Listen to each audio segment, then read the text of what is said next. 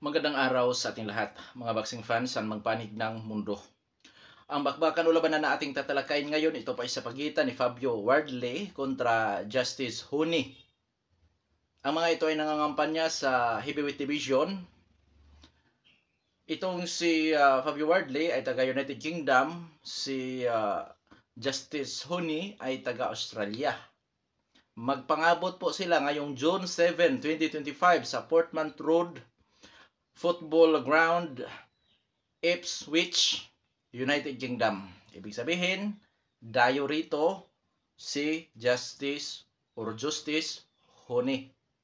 Sa bakbakan na ito tayo ay maghahayag ng sarili nating fight prediction, comparison at analysis. Na kung saan, doon pa po lamang sa ating gagawing comparison, detalyado po na inyong malalaman kung saan naging yamado, saan naging lihado itong dalawang maglalaban. At inaanyayahan ko rin po kayo na panoorin ang buong video mula sa ating comparison, prediction, fight analysis. Mga basihan po ang inyong makukuha sa video na ito na kung saan inyong timbang-timbangin po kung sino ba ang sa tingin niyo ay may sino ang nakakalamang, saan nakakalamang itong magdalawang maglalaban. Ako, naghahayag ako ng prediction, ngunit nasa inyo pa rin po ang huling desisyon. Kasi noong nakaraan mga idol na mga laban, marami akong talo. Oo, sa totoo lang. Sa laban ni Gallegos, talo ako doon. Nakabawi si Ko, which is, sinabi ko din doon sa laban, o sa nauna nating video na kung itong si Ko ay hindi lang basta tatayo sa harapan ni Gallegos, maging magalaw, tapos iwasan niya ang lubid, may tendency makabawi, which is nangyari nga po. Na kung saan sa comparison natin 55-45 in favor of Gallegos. Kasi nga nung unang paghaharap, hindi po basta ang pagkatalo yun. 3 beses or 4 na beses na pabagsak si Khalil Ko bago ma-TKO sa round 9 o round 10 sa kanilang labanan. Ngunit nakabawi nga si Khalil Ko. At sa iba pang mga laban, pagka 50-50 kasi mga idol, malimi talaga, talo ako. Mali ang mapipili ko. Ganun pa man, sa awa naman ng Diyos, mas marami pa rin ang panalo kaysa talo. Oo. Kaya nga, sabi ko nga, inaanyayahan ko po kayo na panoorin ang buong video at nang sa ganun, bago kayo sumang-ayon or bago kayo tumaliwas sa aking prediction, may mga basihan. Oo, kasi ang prediction ko po ay may basihan din. So ngayon, bago naman natin ito simulan, para po sa mga boxing fans na bago po lamang napadpad dito sa ating munting channel, inanyayahan ko po kayo na sana suportahan po sa pamamagitan po ng pag-subscribe. Libre lang po yan. At malaking tulong na po yan dito sa ating munting channel. Ang inyong pag-subscribe bilang suporta at pag-like. Pag-post po sa ating video. Para po sa mga boxing fans na walang sawa na sumuporta at sumubaybay naman dito sa ating munting channel, taos puso po ako nagpapasalamat sa inyo. Wala pa Dog Sports PH kung wala rin po kayo. Okay. Dahil sa magkaroon ng comparison, marapat lamang na ating tatalakayin ang mga background dito sa magkabilang panig. Mula sa kanilang physical na appearance, experience o mga karanasan sa labanan, maging sa kanilang mga taglay-taglay na skills o mga galawan. Dahil yan po mga susi sa kapanalo na dalawang maglalaban. Unahin natin sa panig ng taga-Australia, Justice Huni. Bilang isang professional boxer, may impresibong kartada ito. 12 wins with 7 wins coming by way of knockout undefeated. May edad 26 anyos, height 6 foot and 4 inches. Orthodox ang stance, ang out ratio 58.33%. Last fight, January 8, 2025, nakasagupa si Sean Patgiter. Panalo by second round technical knockout, schedule 10 rounds of professional boxing, itong si Justice Huni. Karanasan o eksperyensya nitong si Huni, dating Olympian. Katunayan, gold medalist ito sa Youth World Championship noong 2016 na ginanap sa Petersburg. 2019, bronze medalist ito sa World Championship na ginanap sa Yekaterinburg. Kabuhang kartada nitong si Huni as amateur boxer, 42 wins with 3 losses lamang. Ngayon, sa kanyang karanasan bilang isang pro boxer, 2024 nakasagupa niya si Kevin Lerina na may 30 wins with 2 losses lamang. Hindi basta. 2023 si Andro Tibili na may 20-1. Dagdag natin si Joseph Gadal or Godal na may 8 and O. Noon san di na bago sa inyong padinig si Joseph Godal. Ngayon, dadako naman tayo sa skills na taglay-taglay ni Justice Hone, boxer puncher. Pressure, defensive, brawler, counter puncher, style. Taglay, hand speed, liksi, power, timing, accuracy. Sa depensa, average. May mga openings na delikadong masamantala. Sa durability, masasabi kong may tibay. Kasi nga, sa kanyang 12 wins with 7 wins coming by way of knockout, undefeated ito. Ngunit, ito lang ang masasabi ko. Pagka nasa lubid ito, medyo natitigilan. Which is, yun nga ang sinasabi ko na average sa kanyang depensa. Hindi basta makaalis. Parang natitigilan. Tapos pag tinamaan, ganun din. Parang natitigilan. Ang boksingirong ito. Parang na-stuck up. Pero ganun pa man, marunong sumalo ng suntok ang kanyang panga, ang katawan, may tibay. Dito, masusubok ngayon ang kanyang tibay sa laban kay Fabio Wardley. Bakit? So, ngayon, dadako naman tayo sa panig nitong si Wardley. Bilang isang boksingero, si Wardley po ay may impresibong kartada, 18 wins with 17 wins coming by way of knockout, undefeated at may isang tabla. May edad na 30 anyo sa height 6 foot and 5 inches, orthodox ang stance, knockout ratio 94.44%. So yan po ang sinasabi ko. Knockout artist.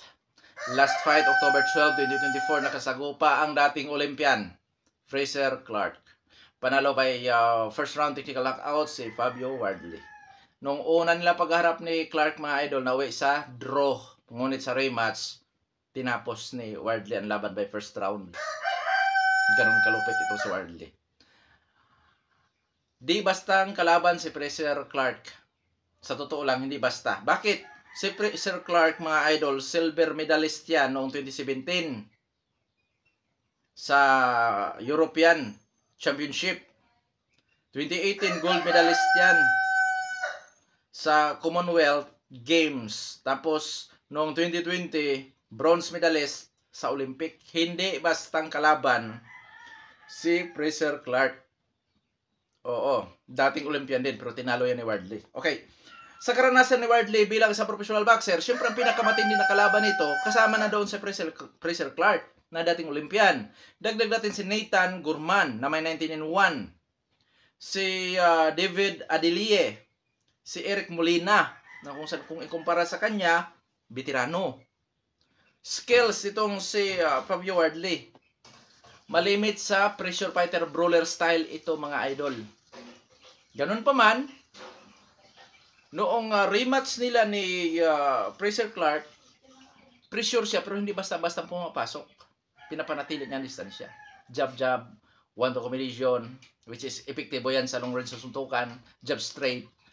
Pero hindi talaga, ano siya, yung lalabas talaga ang kinaugalian niyang estilo. Pressure fighter brawler style. Dahil nga, may pagka-agresibo ito. Pagdating sa depensa, average. May mga openings din. Pagdating sa durability, may tibay din. May tibay din.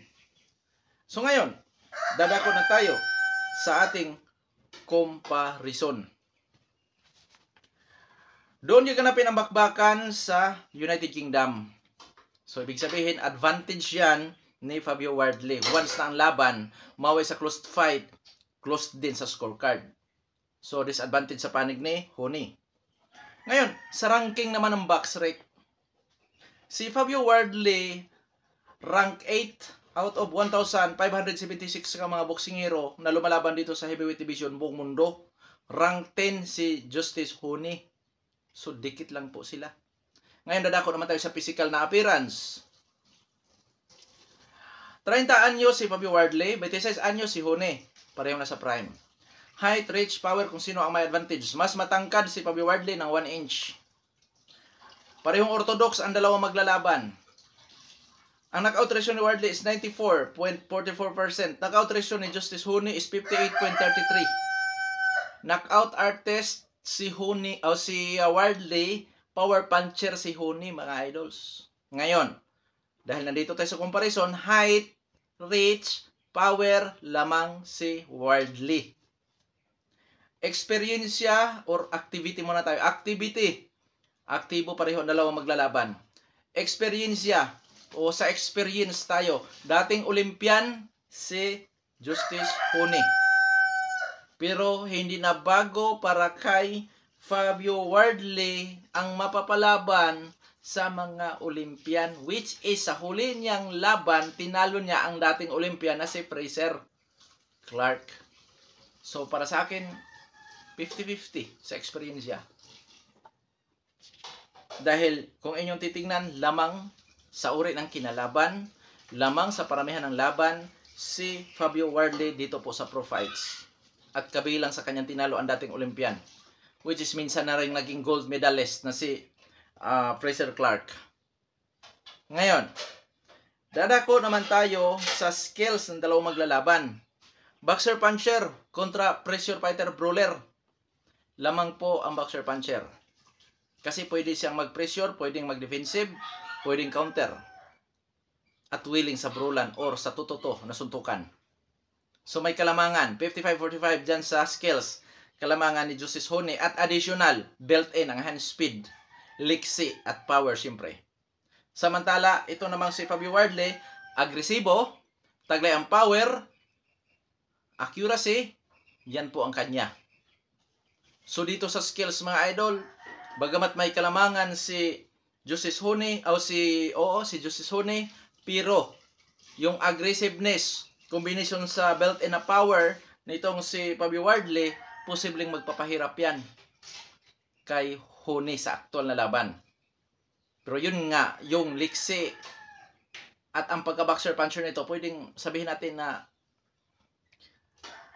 aanhin ang lakas kung hindi na makatama. Mga ganun mga idol, posibleng ganun. Pero tandaan din natin ang nagpapahirap sa mga boxer puncher, technical fighter, all-around boxer, ang mga agresibong boksingero na katulad dito si Fabio Wardley.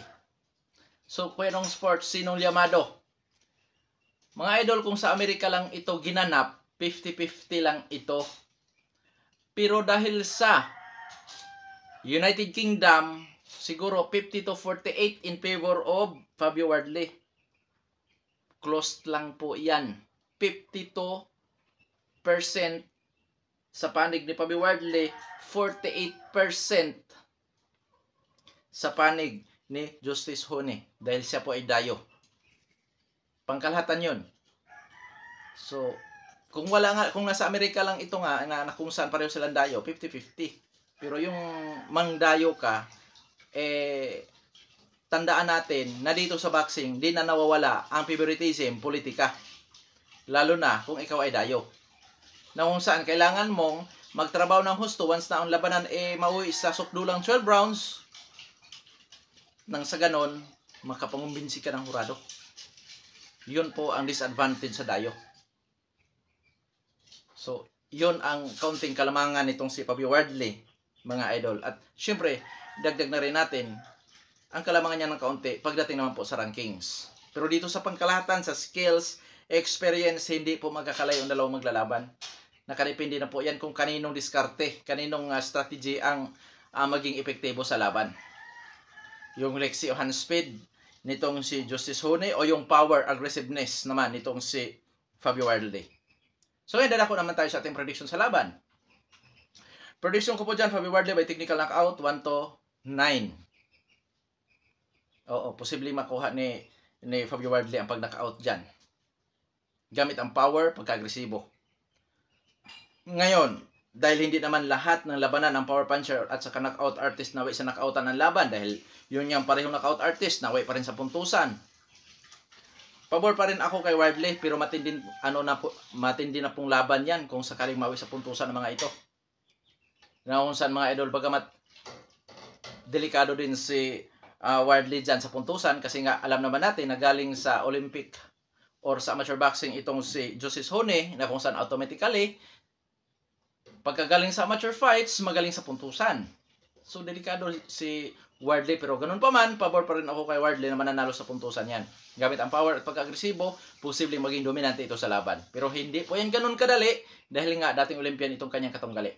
Okay, sa panig naman itong si Justice Hone, Gamit ang kanyang liksi, gamit ang kanyang pagka-boxer puncher, syempre may power, which is power puncher ito.